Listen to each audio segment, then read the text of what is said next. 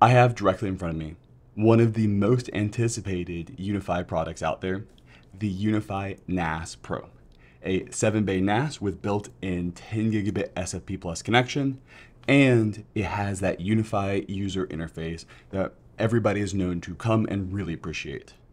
It has the ease of use that you would expect out of setting up a system like this from Unifi, and it is rack mountable. Okay, so this right here is exactly what you'd expect when Ubiquiti goes out to make a NAS.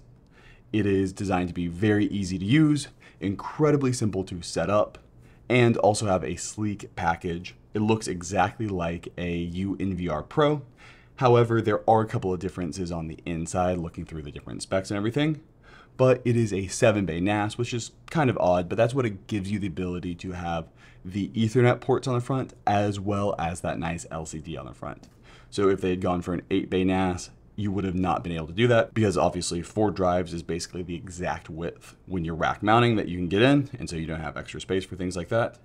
And so they went with the 7-bay design, just like the UNVR Pro.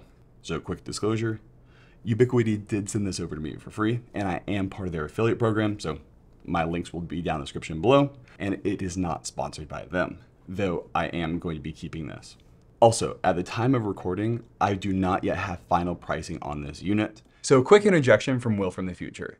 I just received MSRP, and it is at $500 US, $499. I will be honest with you, that is putting this box in a very competitive place. I'm going to talk about it towards the end of the video, but I don't think there are any rack mount NASs out there that are $500 US or below, especially ones with built-in 10 gigabit SFP plus and this many drive bays. I will say that is a very competitive price point that they've hit with this unit. So now back to the rest of this content, and we'll talk about overall value for money at the end. And so to get started on this unit, what is this unit? This unit is a true NAS. In all honesty, with most NAS providers today, what matters by far the most is the actual OS they're running and the capabilities of that rather than anything else spec-wise. And that is absolutely true here. So the most obvious comparison to this unit is going to be to a Synology NAS if you've watched this channel before. And I will say that they are really going for 2 entirely different solutions to the same problem. A NAS is simply that, network attached storage. But when you look into what a NAS is to the internet, it is far more than that. It is a personal server. I don't believe that they are going for that, and that is not what this is today. You're not running Docker containers on this. You're not running virtual machines on this. You're not setting this up as an NFS share to run your virtual machines off of. The operating system in here, at the time of launch, is focused on one thing, being a NAS, being a file server. This NAS is focused on simplicity and ease of use, and I think they nailed that. I have set up a lot of NAS operating systems in my day, as you might imagine, and by far, and it should not come to a surprise for people who know Ubiquiti, it was incredibly easy to set up and just get running. And I think from the file management perspective, they got all of the features in there. Underneath the hood, it runs BTRFS, it has a backup solution, and it allows you to create custom snapshots. So right off the gate, they nailed the basics that are required to be a good NAS.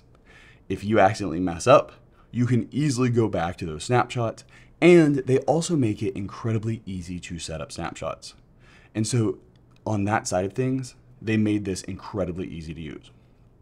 I'm going to go through, I will actually have a full setup guide coming out, I don't know, maybe next week, that goes through how to set up and everything like that.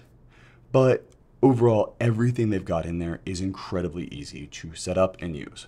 It also integrates with Unifi Identity that allows you to easily bring in your existing users. So they're really working on this to flesh out that Office file server and really grow it in that sense.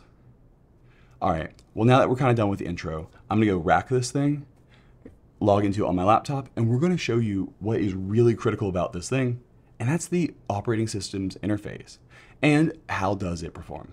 So I'm gonna go do that and we'll come back here.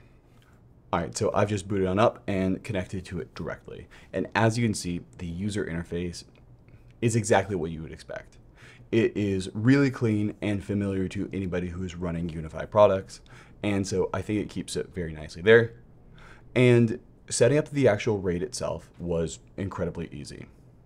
You simply slot in the drives, and at boot, it asks you what type of RAID you would like and does the rest for you. There's no questioning about, should I use BTRFS, ext4, or mess around with any other volume stuff.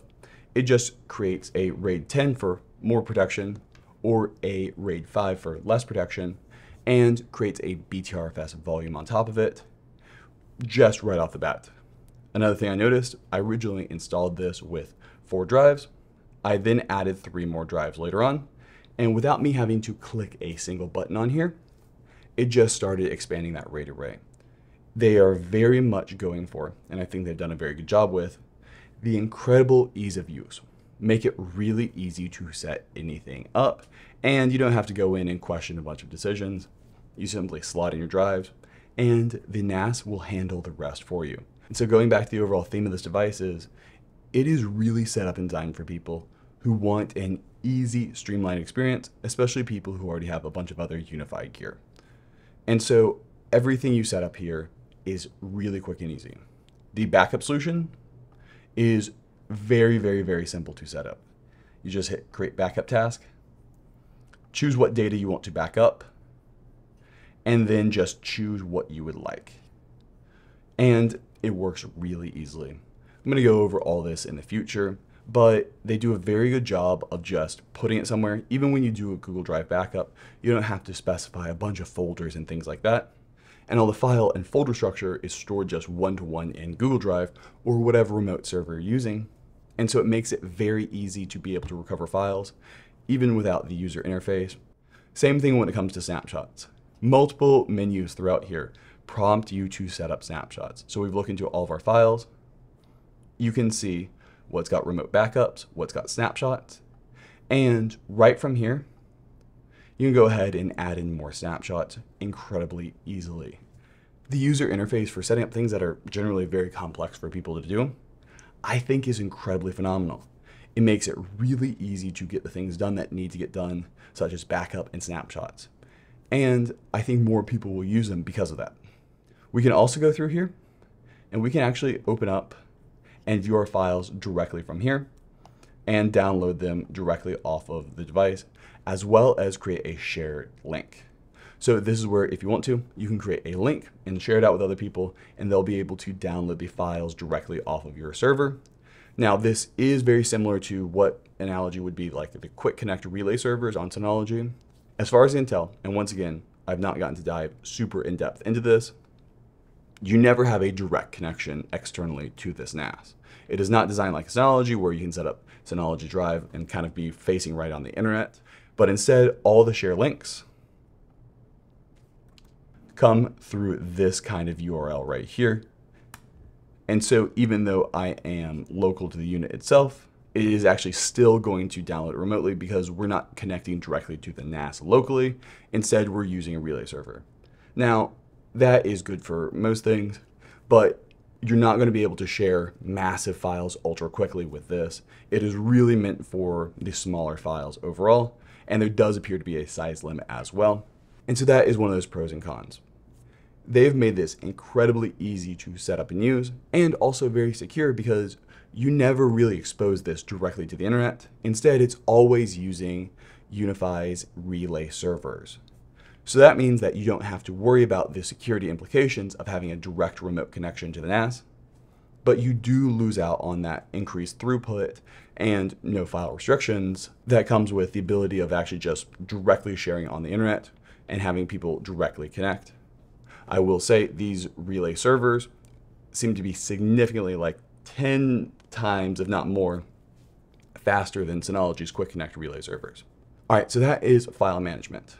So they've also integrated this into Unifi Identity. And so once you set up, it's got very easy file access directly from your phone to all of these files. And it works very simply. You can upload files directly from your phone and plugs in directly like that. So they have added in the ability to easily manage files on your phone and pretty much get the exact same user interface as you on the website, but just set up for phone, and also direct integration into your file management and just overall apps. So they've done a very good job with that. and it keeps it really easy to manage things. You don't have to worry about enabling Synology Drive and making sure you've got everything like that set up. Rather, you just use Unifi Identity, and then you see everything directly off of here. And I will absolutely be doing a tutorial on this later on. All right, so now let's look into their setup of Snapshots. And this is where I think there's a couple of things I wish they had added in here, but those things can be added later on pretty easily. As I said earlier, the schedule is incredibly easy to set up. As soon as you open up any one of these things, just come into your shared drives right here, you can see just right here, hey, these are the snapshots you've not set up. This is what you need to do. And it really prompts the user to set up one of the most important and useful things that a NAS has, and that is the ability to do snapshots. As I said earlier, it is using BTRFS under the hood, and so it is a very standard deployment. What you do have is the ability to set a total number of snapshots. I do wish they had the ability to have a custom schedule where you'd say, all right, I want to keep hourly versions for the past 14 days and then daily versions for the past 90 days and things like that. So that is one thing I could see them adding in and I would like to see them add later on. But just the ability to have very simple snapshots is what 95% of people need. And honestly, the defaults are probably sufficient for most people. I'd probably say keep 90 days and just do it once per day at midnight. But for people who want that more granularity, you can increase these to hourly as well by coming into this between option. So they've got these snapshots and they're very easy to use and understand. So I'm just gonna go ahead and create a snapshot right here. And just like that, it has created it. You also do have the option to create locked snapshots, which is something I really like. A locked snapshot is one that you know you want to keep forever or indefinitely in most cases, where, hey, don't have this expire automatically. Let's keep it until I manually remove it. And that is something I think is very useful. So if you have somebody leave the company and they delete a bunch of files, you can lock that snapshot. And then you know, hey, if I ever need to go back to it, I know exactly where everything was at that time. And so it's really useful to have that option. And so once you do come to the drive itself, these snapshots are always just right here. Just very simple. These are our snapshots. We can click on one to go back to it and either restore it or, as I said earlier, lock it, or just download a specific file or restore a specific file. With snapshots, I feel like these are the basics and they've absolutely nailed them. You've got the ability to restore, you've got the ability to easily view, and it makes it honestly easier than just about anybody I've ever seen make snapshots. And so that's one of those things I really like about the system. It makes stuff that has traditionally been quite complex, and it really simplifies it on out. But with that, you do lose customization. So it's always that pro and con list for who you are and how much ability to tinker do you want. So if we go back to our current version and we delete this file, we can come in right here, and one, we do have the ability to undo, but we can also just go into our snapshot and restore this file. It also does an excellent job, as you might have seen there. The restore was instantaneous. It did not have to copy those 70 gigs of files from anywhere else. So you don't have to worry about that inefficiency of, hey, copying from the past and the present. So really, really easy. Now, one thing it does not have, and I'll really show this later on, is they currently do not have any way to view snapshots or recycling bin from within SMB. So actually mapping the drive on Windows or connecting into it on macOS Finder, you can't see these snapshots, which is something that I do think there's a pro and a con to. It makes it very easy, and I will say this user interface is far easier to restore files from than anything you can get in Finder. But at the same time, you also do lose the ability for just employees to see previous versions of files. So moving on to our settings, we have, as I said earlier, the incredibly easy backup tasks to Google Drive or other options in SMB server or actually their own UNASs.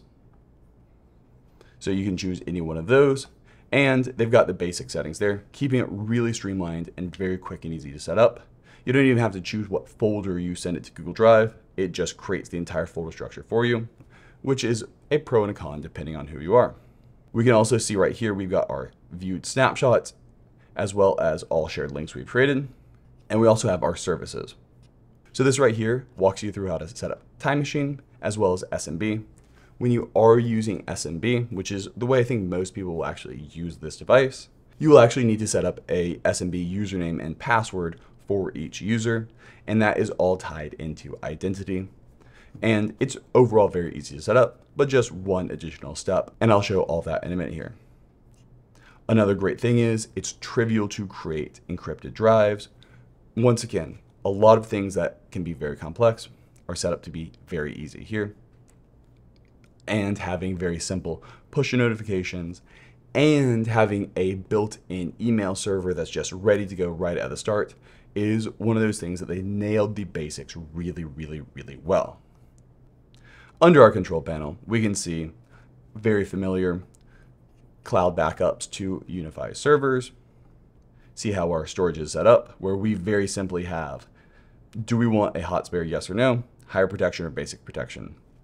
Really, really, really easy. And you don't need to reformat if you're adding drives. So at least with RAID 5, which is the basic protection, I just slotted in more drives and the system, without even asking me, expanded them, which is something that's really, really nice to have. But you just know that.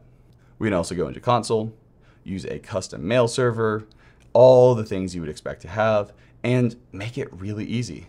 It's even got SSH and keeps it all just very simple to set all these things up. Now on to our admins and users.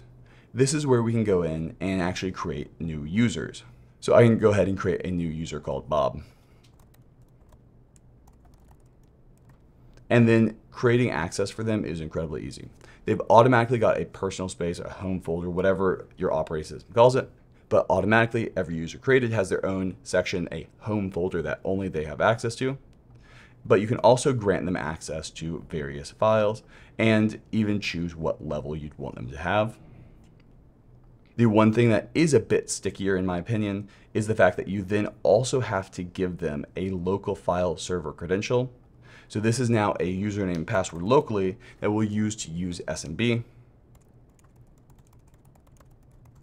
So you do first have to create them a account on here and then also create them a credential. So I would love to see this a little bit more streamlined because I do think it could be a little easier for setting up a large office, just because that way you can bring in everything.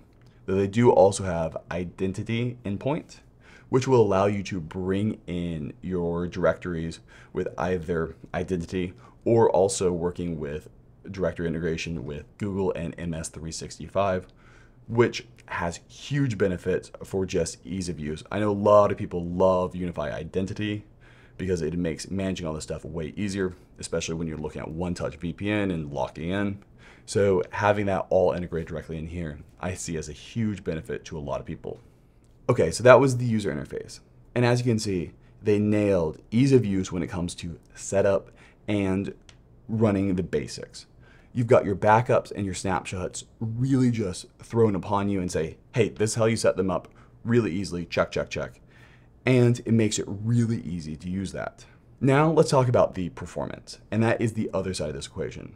And so built in, it does have that 10 gigabit SFP plus connection on the front, as well as 8 gigs of RAM. The CPU is a A57 clocked at 1.7 gigahertz. It's an ARM CPU.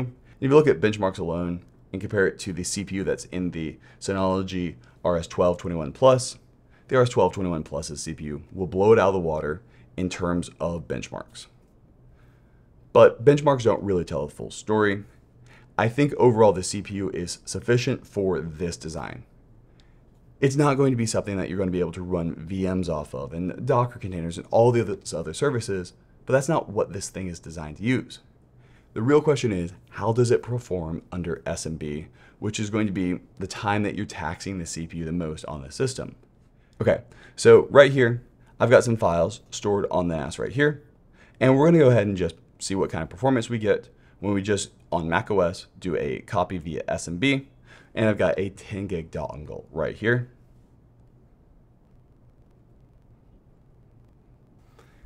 And so throughout that large file transfer, we average at right around 750 to 700 megabytes per second transferring on out of this thing off of 7 drives in a RAID 5 array, which does take a hit on that.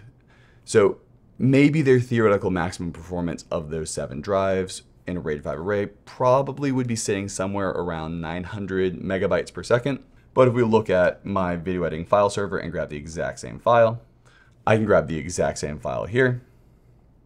Note, this is an all SSD 128 gigabyte RAM model that I'm essentially using to show the maximum theoretical performance of the system.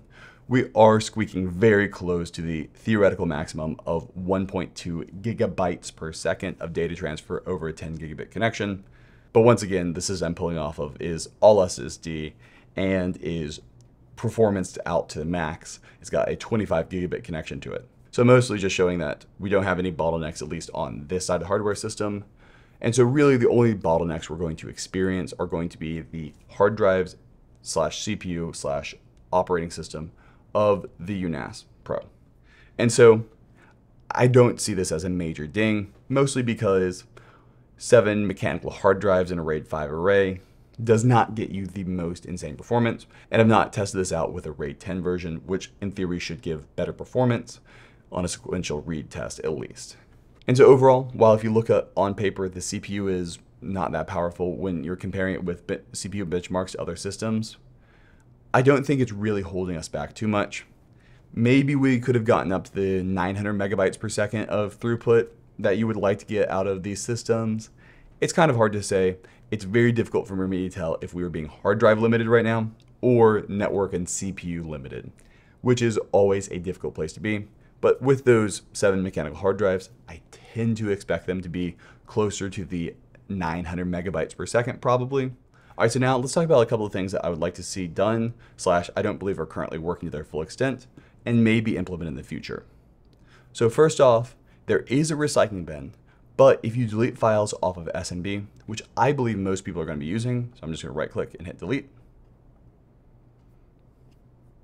and go to our trash over here, go to working drive, you will see this file was the one that was deleted off of the web interface earlier, but the one that was deleted via SMB is not shown here.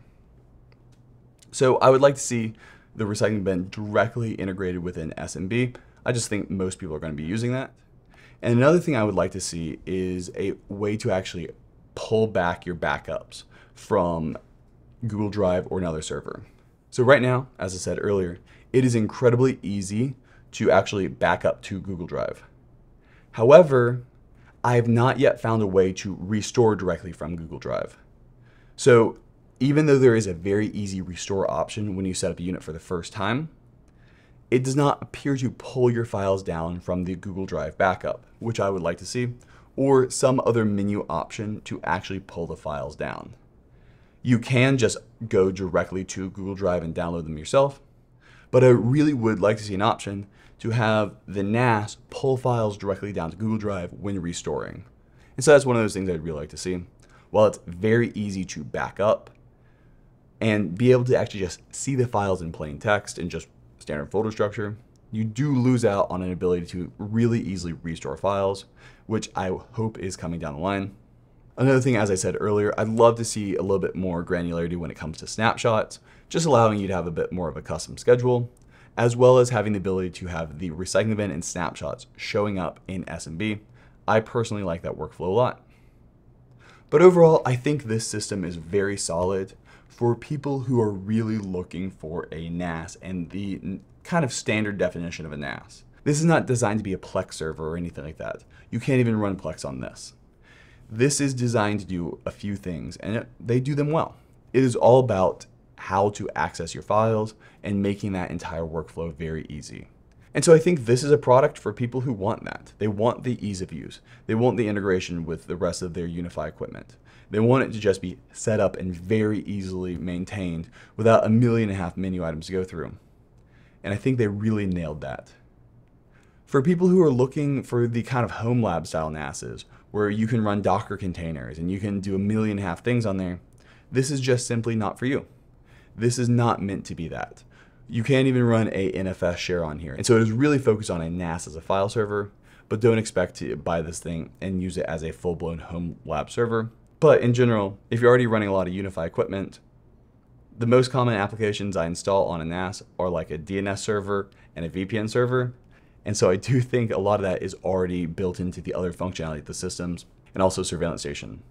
All right, so as promised, you saw at the beginning of this video, I did get final pricing, and Ubiquiti is going to be having this as an MSRP of $499 US, which honestly puts this unit in a completely different context than I had when I was reviewing it. I was reviewing this unit expecting it to be maybe at the $800 to $900 price point. Just looking at other comparable NASs, especially rack mount NASs, I think this unit is incredibly compelling given its price point. You are going to be able to buy much more powerful NASs out there, but you're not going to be able to buy a better NAS for cheaper, in my opinion. If you are looking for a rack mount NAS with a 10 gigabit connection, it is pretty much unheard of. I don't think I have a single unit that comes even at like under $800 US, let alone one with 5 bays and a nice easy user interface. I think there's a lot of very good value for money in this box, and it's going to be very hard not to recommend for somebody who is not looking for an extreme NAS. Now, obviously with the CPU in the system, I do think you are losing a little bit of networking performance on the table, at least with macOS. I expect Windows to get better just from my testing of a bunch of these systems throughout the years. But with all that, for $500 US, having 7 hard drives in a rack mount configuration with built-in 10 gigabit, it's very hard not to say that this is recommended for a certain class of person. The very easy built-in backup software and all the other really nice things it has puts this unit in a very nice place for people who already have a lot of Ubiquiti gear and really like that setup. Now, they've got the 10 gigabit SFP Plus, just hook right into your top switch and it's going to look gorgeous on your rack. And at the price point they've hit here, it's really one of those things that's pretty darn impressive, because if you look at this thing's direct competitor with Synology, which let's be honest here, it's a very different ballgame between the two of those units. This is not nearly capable of what a Synology NAS is, but it's also far easier to set up. The RS1221 Plus, which to be fair does have the ability to upgrade RAM, do 1,000,001 other things, and 8 built-in bays, it comes in at $1,300 US, 2.5 times as expensive as this unit right here, and it does not come with built-in 10 gigabit. That's an additional cost. Now, obviously, we're comparing apples and oranges, but I'm pretty impressed by the price point that Ubiquiti was able to hit with this unit. And I think if you are looking for a NAS and you've got Ubiquiti gear, and you're not looking for all the other stuff that comes along with more advanced NASs like Synology, QNAP, and all those, I think this is definitely worth a look. The price point alone really sets it apart, and I think they nailed the ease of use with the user interface, and all the basics are here. RAID, snapshots, backups are really the core critical things that you need to be able to do when you're setting up a NAS, in my opinion, and they got all of those right. We'll see what else they add to it. As you very well know, Unifi is not one of those products that stays the same. I still have a original UDM Pro that now, because of software updates, is a completely different router than it was when I bought it 5 years ago. So I'm interested to see how this changes in the future, but overall, if you're looking for an easy to use and set up NAS like this, look no further. I have affiliate links down in the description below, and I have a tutorial coming out in a few days after this on how to set this thing on up. If you have any other questions, put those down in the comments below. And if you want to hire me, there's a link for that down in the description below as well. All right, have a good one. Bye.